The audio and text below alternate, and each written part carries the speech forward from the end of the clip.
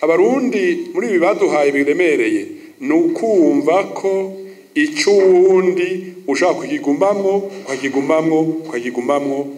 nawe akaguma arira amosozi yahanagura amosozi umwana wiwe akagwara imvunja umwuzukuru akagwara imvunja kandi nzayibona mu Nyakabiga ayibona mu Rumonge ayibona Ingozi ayibona Igitega nawe wicayemo hanyuma wewe wicayemo ugacuvuga ngo il faut la réconciliation il faut la paix il faut la justice ubwo ushaka amahoro wewe ata effort ushaka amahoro réconciliation mwari muzi ko Bujumbura hari abantu habonetse abana ba paresa mu gisagara ati Mutama irya nzu yari ya papa wanje yahunze 72 yarishwe ni mu muruhusha nze kufurura hajya munsi y'igiti ndabereke ko papa ari inzu yiwe byarabaye Bujumbura umwana akazamushigikira ati mperekeza kwa naka ndabereke ko irya nzu yari ya papa imbere yo gupfa yari yarazinyegeje mu kuzimu arashinga gati tuvuge agapalmiste umwembe ashirayo titre photocopie byarabaye ibyo ngo ndavuga Bujumbura baramuherekeza arafurura acavyura mu kuzimu kopi ya titre iri mu kamwanya ka kera katabora acayereka umutamu umwe uwo mutama aramuraba ati mwana ingo twicarane tuganire kandi uyu munsi ubaye umwana wanje yaciye amugurira inzu mu gisagara ca Bujumbura baca basinyanyira amasezerano hamwe wa muntu yubaka inzu shasha ni ya kera ubu ni tranquille uwo mwana nawe arashima l'arrangement amiable qui donne la paix c'est ça ngira ndababwira abajuriste bari ngaha maître ndo yamabitwigisha kubera tumukunda cyane muzotandukanye le propriétaire et le possesseur bajya abantu bose bitari gwabo ce sont des possesseurs ce ne sont pas des propriétaires mugitandukanye mugendereko urakibamwo uragikotesha waragikuriyemwo mugabo vous n'êtes pas propriétaire vous êtes possesseur kuko mutamakazi watwaye iyo nzu nta nguvu afise kumbe yagiye kubibugendana imvunja zaramwishe yarapfuye n'ubukene abana biwe barasanzaye abandi barahunze ngiyo chantier politique de réconciliation itunaniye gukora mu Burundi êtes-vous propriétaire ou êtes-vous possesseur numvise nyakubahwa ariko ashikiriza aho yavuze ko umugwi severe ujejwe kumenya ukuri ku matati yose aba yarabaye ahari haba amatongo canke abihagiye iby'abandi bantu ariko rero jewe ikibazo nashaka kubaza ko amatati y'amatongo canke yabahungutse yahora yatunganywa na mugwi Sentebe kandi ukagira ko ugafata n'ingingo haba ari ugushikiriza ugushira mu ngiro amatati baba batatuye umugwi Sentebe ukava wakaza Sentebe nabonye bakabandanya uko nyene none ko mwashikirije ko severe ijejwe kuzotohoza ukuri hanyuma uko kuri umenye ugahetuka gushikana mu bajejwe ubutungane tukaba tuzi ko amatati menshi Sentebe yari ifise harimo menshi tashoboye gushira mu ngiro abene igihugu nabo bakaba bashashaye ko umugwi severe uzoza ugira ko utatura ugashira mu ngiro ivyo byose Sentebe yari yatahirije aho none bizoca bikwirikirana gute mvugica matati severe yashinze kuraba yose ucugu guti severe muratohoza ukuri hari ivyo severe Sentebe baze gukora hari ivyo mbega bimeze gute mukora gute muzofata ingingo gute nico washatse kuvuga ndagihereye ku mustandard kugira unyumvirize neza kandi ndabivuge nesista ivyo Sentebe byose yamaze gufata ingingo vyose ntivyemerwa vyose kandi vyose ntivyemewe vyose urankurikira turi kumwe hari ivyo sentebe yamaze gufata ingingo itabimenyesheje gushika yugare les familles concernées muravyemera hari ico ica gatatu hari ivyo sentebe yafashe kw'ingingo mugabo itadishize mu ngiro iyo surabizi ubu rero ico tumaze kubona twebwe nka severe kandi tuzi nk'abarundi nuko iyo udasinyifye kumenyesha iyo udashize en execution n'uwitwa ko yatsinzwe hari ukuri abaronse uburyo bwiza bwo kugaruka kuvuruga la verite yamaze kuboneka kubera iki abamagistra babiri bavyita manœuvre dilatoire kugira ngo cishwe majambo yoroshe ngira nkubwire ko severe yiteguriye kumenya mbe ukuri sentebe yatoye ni koko kuko hose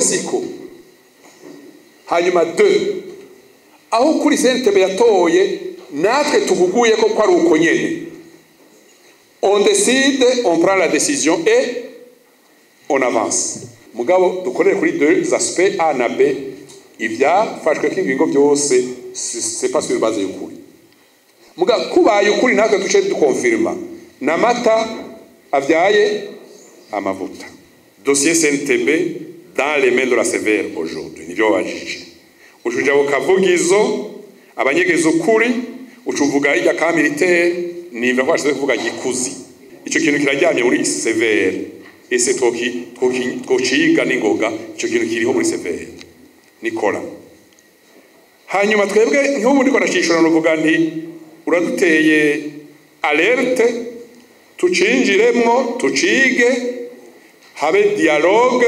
sévère armée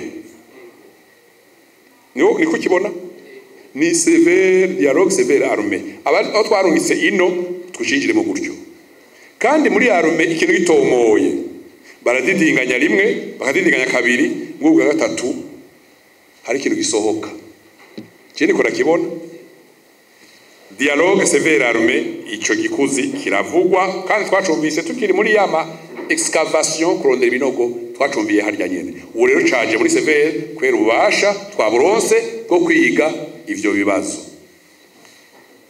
abo equipe yacu ya sévère branché connecté sur Burunga tucandike comme une urgence dialogue sévère armée nico no kivuga ko gikuzi icyo byanyazwe bigashimangirwa n'iyo ngingo amasentare yaragiye arafata ingingo zanabaye ntabanduka hanyuma ivyo bintu byanyazwe uno munsi byinshi ntibikiri mu minwe y'ababinyaze ubu biri mu minwe y'abandi bantu ku rugero rwa 5 rwa 6 n'aharenga uno munsi rero abo bantu twita mu gifaransa les acquéreurs de bonne foi aribo bafise ivyo bintu byanyazwe mu minwe umugwi sévère ubiyumvira kwiki ko ataribo banyaze kuno munsi le principe no gusubiza uwanyazwe ivyiwe uwo mugwi w'abo bantu nawo woca utunganirizwa gute burya ugiye kuraba kenshi abagiye baranyaga ibintu by'abandi il y a une époque babona yuko bishobora guhinduka bakavyakwa ariho baca bagira novuga ni course yo kuvyikurako abari bafise amazu barazigurishije baza kugura amatongo ahandi baza kugura amazu ahandi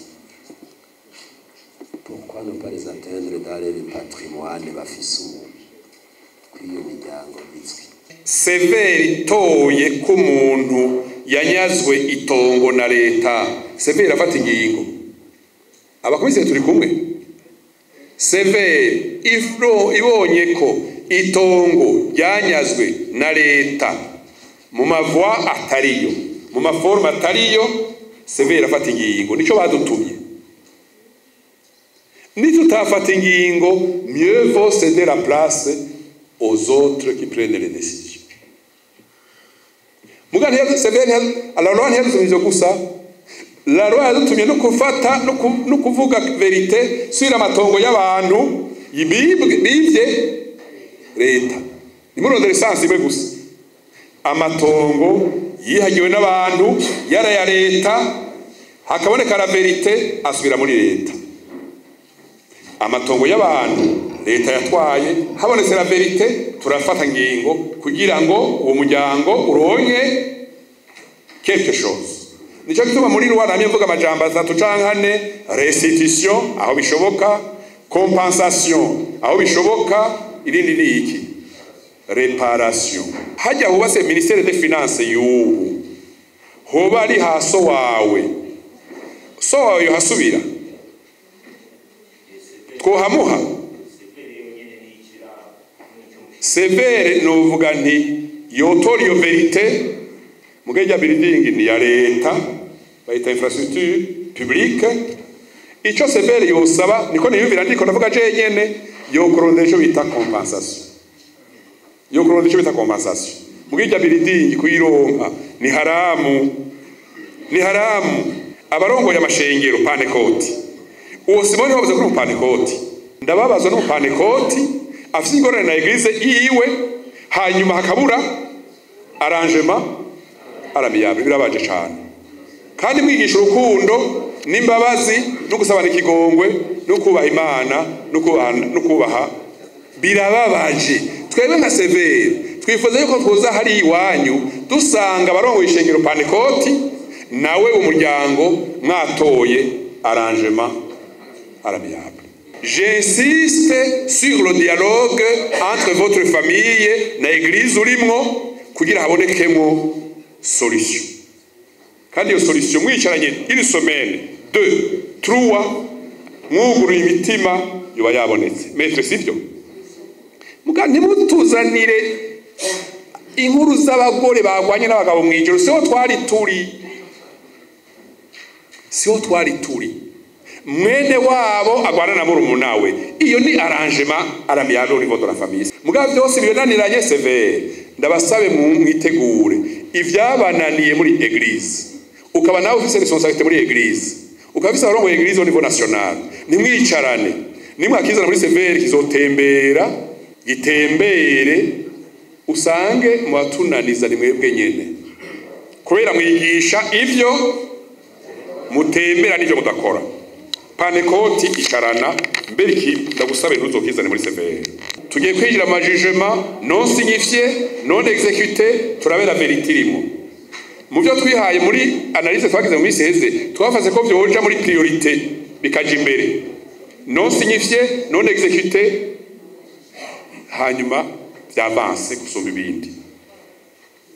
Aha rero sinteba ko inyishu iratomoye kuvuga ukuri Simoni vuga ukuri muri panekoti hari abantu bamwe batavuga mugana uvuye ivugizo ushaka gukora bose arababeshi oya harimo abantu batavuga ukuri uwakorewe ikibi agize effort agatanga ikigongwe aca yoroherwa kandi aba abohoye umuryango wiwe ababohowe na wa wundi yagikora byananiye kusaba ikigongwe. Ubwo bwebwe muri ngaha muri sale nimuzi abishe ingende bagenda mwibarabara bagenda gute biraremye le sang des innocents c'est un fardeau lourd. Jendaza umuntu yishe abantu n'umugozi ahantu mu gisagara ntavuze hose gendagira gutya mwibarabara iki ni giki ni wa mugozi n'uyu munsi kandi yo ntafa vuba aguma kwega umugozi. Ibwirizwa leta yaduhaye parlement rivuga yuko ingingo dufata twayitondeye kubera ukuri kwasohotse, dufata ingingo itunguruza na hamwe nahija. Nico bituma bidusaba kwitondera verite dutohoza kugira tumenye kwirya nzu y'Igitega hafi ya parke ari inzu yo kwa Budoroni cyari kuba misigaro, kubera abatemwe bavuze, kubera izo archive zavuze, kubera urbanisme yavuze. Mwayumvise, la vérité seul juge. Ariko biragoye Simoni, waruzi ko hari abana tungana canke bari nyuma yanje mu myaka batazi ko bavyawe bakavukira mu nzu itari gwabo, agakura akarongorwa cakarongora atazi ko papa yinumiye yari inzu y'umuntu yagandaguye Ngozi, Gitega, Bujumbura, Rumonge, Bururi, kandi se arinumiye. Hinga rero se apfe abasigemo akurikira iki? Ingorane ingérable. Kunguruza rero wavyumvise, les décisions de la CVR ne sont susceptibles d'aucun recours juridictionnel, no kuvuga yuko atawuzungururiza mu butungane. Hanyuma les décisions de la CVR sont exécutoires. Dukoresha la puissance publique. Puissance publique iradufashije, itadufashije tuzoja tubona yuko baduhaye mission batemera, mission impossible. Les décisions de la CVR ne sont susceptibles d'aucun recours juridictionnel. Les décisions de la CVR sont exécutoires. Navuze icya gatatu muri exposé, amatitre de propriété manifestement frauduleux. Turagira constat, tukadegager la vérité. Iyo raporo y'ayo matitre 1, 2, 3, 4, 5 tuyashikiriza le Parlement. Le Parlement nayo ikimenya decide fata kugira ize kugira wewe iganzo sigwawe, hanyuma ngira abacira agace ukaba ufise inzu wewe ishe muri isare atakindi ufise atari titre de propriété kiba cyanditse ko folio sans historique de cette parcelle, sans historique de cette maison. Uburibaza ibibazo, une maison a une histoire, surtout les maisons construites dans le cadre moderne 78, 80, 90, etc. Nakera hari document de l'administration connu, titre d'occupation provisoire. Là yuko titre office historique. Autrement dit, mu Kirundi cyangwa mu Gifaransa, avez-vous des documents en annexe de votre titre? Avez-vous des documents qui attestent l'origine de votre parcelle ou de votre titre de propriété? Niyo nzu yugurishije amadokuma yahahora yevuriwa avec. C'est ça l'historique d'une maison. Parcelle y'uyu munsi utangurira ku kiya urbanisme, utangurira ku kintu cyitwa attribution, non, oui, attribution de la parcelle. C'est quoi? 1, 2, hakurikira iki? Paiement des frais de viabilisation. 3, hakurikira iki? Hari ibicapo vyitwa extrait cadastral na bya bintu capa biriko fose murayibona. C'est ça l'histoire. Yego, iyo nzu bamwo irafise histoire ou historique. Raba titre office. Yegara amatitre yandikirwa izina mu Ruvumera, Igoma, mu Kabezi. Barimo yazi. Nimuzorega abana banyu ibintu birozwe bazana prescription ngo harenze 30 muri gisubira kubagwa naho bari ikiwawe. Nibo bazana ico cakere de bonne foi. Okay. Umucamanza akagikorera ko paske canditse uko. Mugabo itegeko rya severe turakona guhara n'abacamanza n'abavoka. Hariho bamwe batagitegera ntibumva igituma ukamenga tuviyo itegeko iyo tuvuze tuti twebwe nta prescription ituraba. Nashaka gufata umuntu yahunze 72 inzari yiwe hanyuma akagaruka nonantruwa agaca asubira guhunga kubera intambara hanyuma 30 zigahera ugaca umubwira uti wewe iki kintu haraye prescription c'est écrit ni d'ordre public. Alors la loi sévère tous les dispensés, c'est une loi spéciale, tous les dispensés, il y a ma notion de prescription, tous les dispensés, il y a acquérir de bonne muri loi sévère.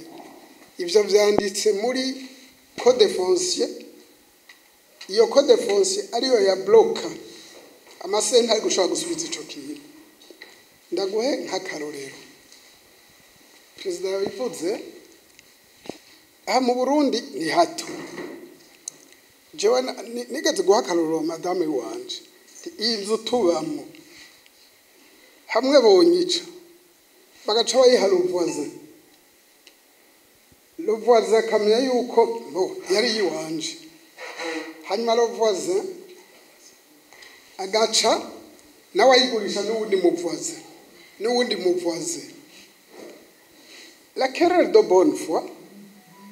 La querelle de bonne foi muri ico gihe aca yerta en principe la perpétuité du droit de propriété qui muri constitution. On est propriétaire à vie. On est propriétaire à vie. Kandi nta compétition ishobora kubaho entre le propriétaire n'umu acquéreur, même de bonne foi. La querelle de bonne foi bopfa mu traite ukundi ikabi iyindi traitement. Muga le devoir de restitution ikintu mu victime yari afise ko droit sacré, droit perpétuel, droit absolu, inviolable. Ntishoboka washaka nje dans l'histoire.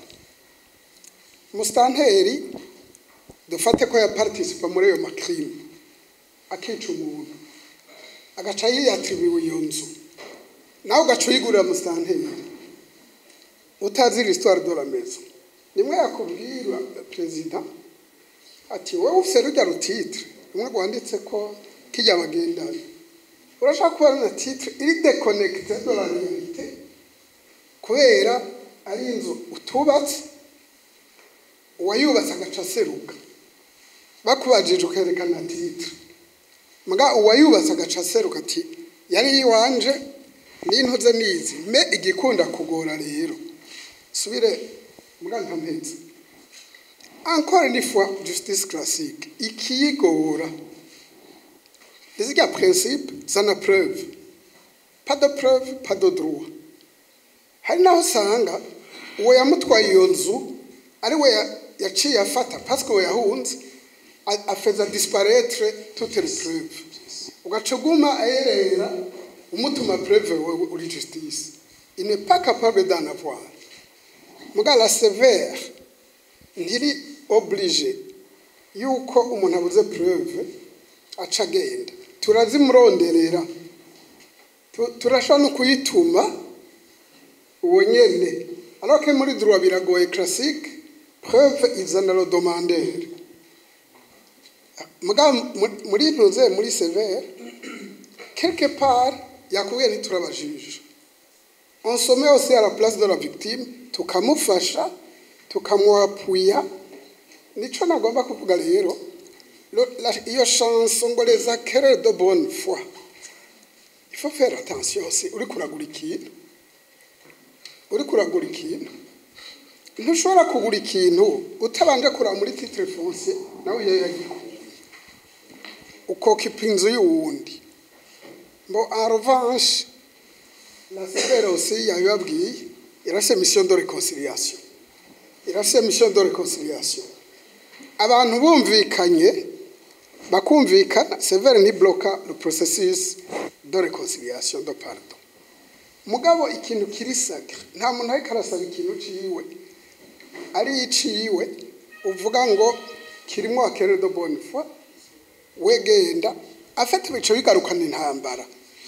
Il faut vider les litiges kuko nya muntu wewe wopoje ayo mategeko yo muri justice akinumira hapfa kuza akantu gato étincelle niwe atangurira ko gusimbira ku izosi. Donc il faut vraiment vider les litiges. Ndabivuze kwera akera de bonne foi ni ikintu benshi cyane bitwaza ngo iyo tunabatumyeko utizana ibipapuro by'iyo nzu ngo ngo je ntabyo noronka ngo se titre gusa ngo sinzi iyo yapfuye ngo kandi sinonda kuja kubirondera iyo yapfuye. Voilà, ikindi nagomba guhereza ko peut-être mettez-vous toujours en tête ici et ailleurs victime batwaye ikintu iya 50 ans dufata bamutwaye inzu y'ikiriri wa undi yayitwara akayiruisha $5,000 mu banyamerika. Il y a très peu de chance ntibanganye ingufu bagiye kuburana ntibanganye ingufu. Il y a très peu de chance kwa murusha influence hanyuma wa wundi usanga kecha ari nyarucari alors que babiramberesheje ni wabatunze hatunze uwo yakimutwaye bagiye no muri justice. Sibuza ko justice nayene n'abantu abatangana haraho usanga badashobora kubura nyarucara agacaruheba akayinga muga habonetse kwa occasion ka violence umusanga yatonze n'umupanga Pasika avuga ati ntimwanunganirije. Voilà nico gutuma biragoye gusigura cyane muga muze muri logique yuko les termes nyinshi bakoresha imbere ya sévère ils ont tendance yo gukoresha les termes zo muri justice bonne foi, prescription, le fardeau de la preuve.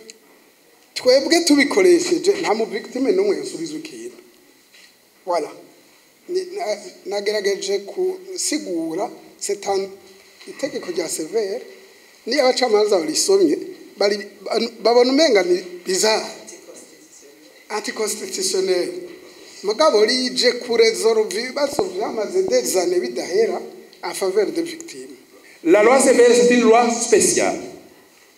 C'est un mécanisme qui vient gérer ce qu'on n'a pas pu liquider comme contentieux en 60, en 70, en 80, en 90, en 2000. Donc, où est le Yahoo? Quand c'est un mécanisme politique, où tu comprends pourquoi. Yamadele, yokwentanta, une action en justice, yaba yamaze gusohoka. Yamadele bita de forclusion, les de forclusion, iba bikikora. Kubera iki justice classique itokora ku bya 60, 65, 70, 80. Nuko igihe byaba la même justice n'a pas agi. Si la même justice avait agi, il y aurait eu beaucoup de chances que les crises à répétition zakurikiye zitaba, parce que la justice, là où elle agit, elle appuie la stabilité de la nation, la sécurité des citoyens et l'équilibre de la société. Donc, mwishiremwo yuko justice transitionnelle aho yabaye créé hose, c'est pour vider des contentieux qui n'ont jamais été analysés, tranchés par les juridictions ordinaires. Ico rero kugira ucumva uri magistrat uri mu politique waratwaye ikintu nuguhindura ico bita disquette muri langage informatique. Ndabasabye ku izina rya Yesu Kristo muhindure disquette. Changez de disquette. Nous ne sommes pas en justice classique, nous sommes en justice transitionnelle. Be waruzi ko uyu munsi jewe ndabifise ko muka hari abahungu batanu bavukana arabahutu ugasanga batatu bashigikiye umutusi yabanyaze, babiri bashigikiye la veuve yashaje ariko aragwana. Mwavyumvise? Abahungu batatu b'abahutu bashigikiye umutusi yabanyaze, babiri nabo bashigikiye mama ari mu gutembagara ari mu gusezerisa. Mwavyumvise iwacu? Ni haramu. Iki ni haramu. abahungu bashiki wanyaze mwibwira ko byavuye kuki mu gifaransa baraguzwe mu kirundi baraguzwe iyo hageze kuja kuburana on met en mouvement les frères no birukanako amahoro none wumva ava kuki ava kuri complexité du problème cyangwa ava kuri solution il faut une solution jerizo kandi azizi batatu bashikiye wanyaze babiri bashikiye mama wabo aha rero turiko turinjira mu bibazo mwene ibi by'umuryango yagize arrangement quand même nous revenons au droit pour savoir ya mategeko qui devait représenter la famille mbega ninde afise ubasha bwo kwangaja la famille abakwega ni benshi ico nagihejeje umuryango utabizi tushinjiramo turondera ninde yari afise ubasha amatongo yatanzwe na leta turayaza mwamwe yega mu marshibe turabifise mbe iyo leta mbe wumvise ya procès 28 avril 2023 dispositif 1 la Cour suprême reçoit et est compétente pour trancher ce dossier. 2. Mon dispositif, vous bâti son procès décharge la mémoire des victimes.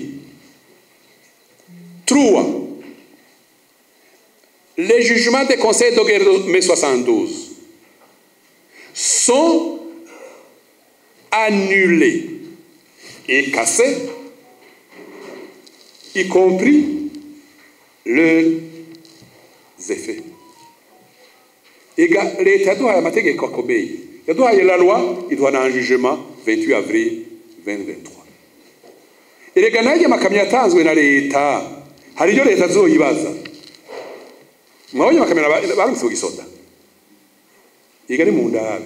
Tuzobwira leta ko ari makamyo yatanze muri gisoda. Nayo igiye ikikora. Réparer quelque chose, réparer un peu.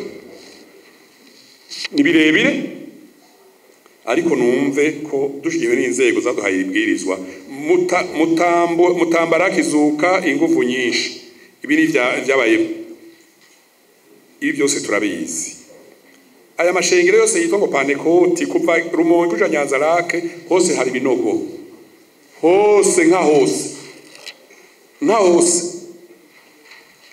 realite turazizi mugi kigoye ku matongo ya ruguru cyane mu Rumonge Nyanza Lake niki nuko hari amatongo amwe abantu biyitirira atari dutu ayabo hari amatongo y'abantu yacitse ayabandi 2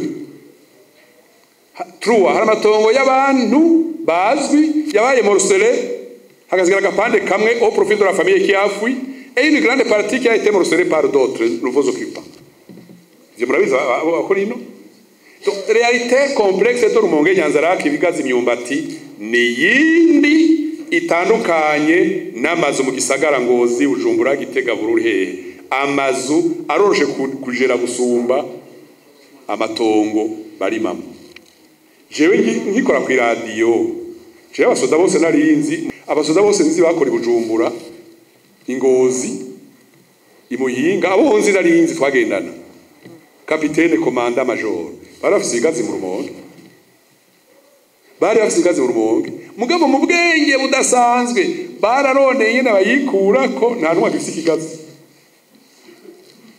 ayo matongo ari dans les mains des autres uravyemera donc imanzu ziza gusekana nabo bandi baguze muza kuzana bya bihe bya propriétaire do bonne foi ni haramu muri severe rero ubu ku kijanye na arrangement amiable kiratunganijwe ku buryo bw'uko abantu bazokumvikana hanyuma bamaze kumvikana severe ikazobiserukiwe muri uwo mwumvikano wabo mu nyuma ico bumvikanye ko bagitereko igikumu bonyene hariho n'ibyabona n'umugwi severe ababuserukira ateka ibyabona mugabo mu nyuma severe izobaha icyo twita procès verbal d'arrangement amiable izosohora yerekana ingene kukumvikana kwagenze ntibizoba rero ari ibintu biba mu rufuri bizoba ibintu bizoba bifise intumbero nziza kandi nibyo twifuza yuko byobandanya cyane cyane severe ikazoza gushikirwa n'ibyo abantu bananiranyeko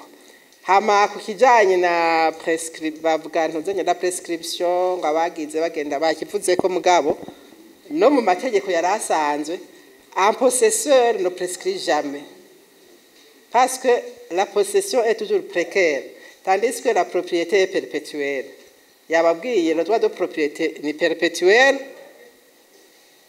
sauf iyo habaye icyo novuga le transfert du droit de propriété iyo transfert nayo igirwa na lo propriétaire ntigirwa n'uwundi muntu rero naho ntidushaka gufatira ingingo ngaha ku maka aya canke ariya chaque cas muri sévère izoba traité cas par cas uko izoba imeze nta rubanza rero ngaha ruzocibwa ngo hariya ngo mwafashe ngo ingingo yafashwe ngaha ngo yagenze ukunuku ngo nanje rero ko ibi bimeze kugira ngo bizoshegende ukunuku oya hamwe hose bazoraba ibyaho ko bimeze hanyuma batore inyishu uko mu gisebere twaciye twitunganya nuko mu ntara zose baberetse abaserukira umugwi severe mu ntara ngaha ya Burunga baberetse mugabo kandi no mu bakomiseri mu ntara hari abo barungitseyo bazoza korera mu ntara bakorane nabo baserukira mu gusevere mu ntara hamwe ni bamara gukorana amaze kugira amatohoza bagaheza byose akagira ivyegeranyo bigatungana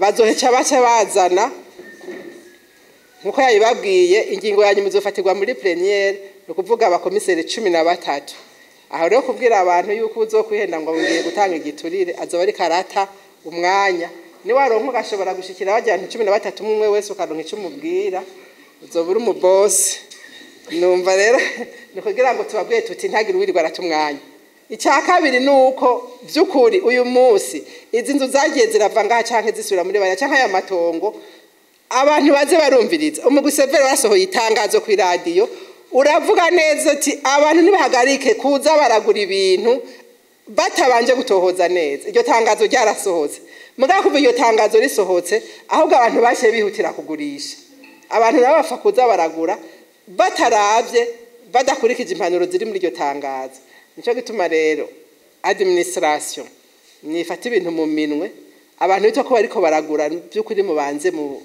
muhagarare muhanure no mu manama mugenda muragira mugire izo sensibilisation umunsi tuja kuronka les dossiers kwa ministre de la justice twaragize declaration baraturaba baratangara yanabwira igituma prescription dakora muri ibi bintu bya justice transitionnelle warabuze ikintu bagutwaye inzu 70 11 12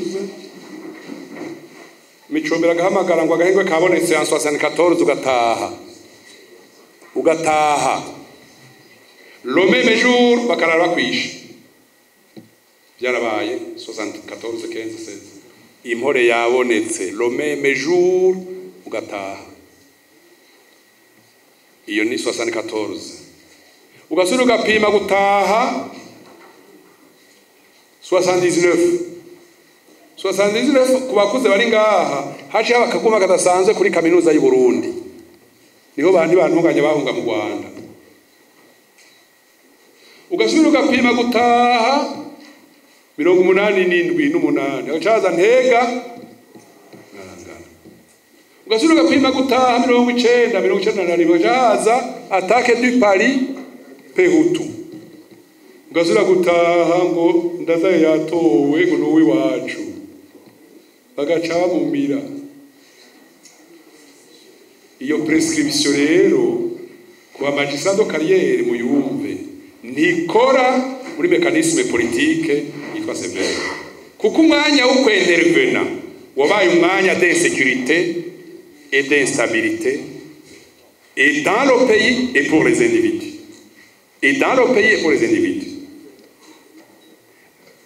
abantu badusumbije gukora ikintu n'ingoga ntiza kubavuga guca mu batora n'abantu twegeranye abantu bamwe nka ba Maître bari bagize kubohoza amazu ahantu ntavuze nabohoje iterema kubohoza murarizi bacakira kugira binyaruke nibitebe urongoye icyo gihugu sinda kumuvuga kubera harwo bidakenerwa yabwiye ati umuntu yabohoje wese ndamuhaye ameza biratarenga abe yasohotse